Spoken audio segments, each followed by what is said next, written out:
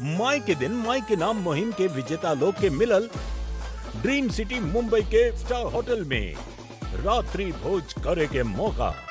आज हम लोग यहाँ तक आए विनर बन के और खूब घूमना हुआ, फिर आया 5 स्टार होटल में।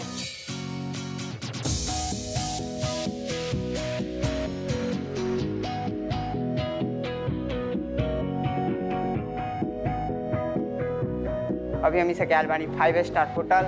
यहाँ आके हमरा बहुत अच्छा लगा। आज हम बड़े 5 स्टार होटल में खड़े, जो हम सोचे भी नहीं थे कभी हम यहाँ खड़े होंगे।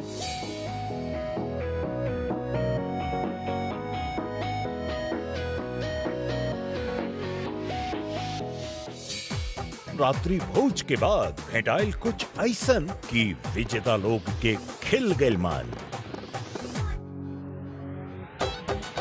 हम बिहार से आए बने गीता देवी नाम पड़ी, बम्बे आकर बहुत कुछ हम लोग देखें। कभी भी हम ये ख्वाब में नहीं सोचे थे कि हम एरोप्लेन पे बैठेंगे और बम्बई आएंगे और सब जगह घूमेंगे।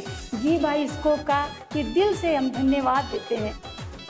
साथ ही साथ एजा बितावल ई दिन के दिल के छू ले वाला अनुभव जाने खातिर देखत रही Zee बाइस्कोप।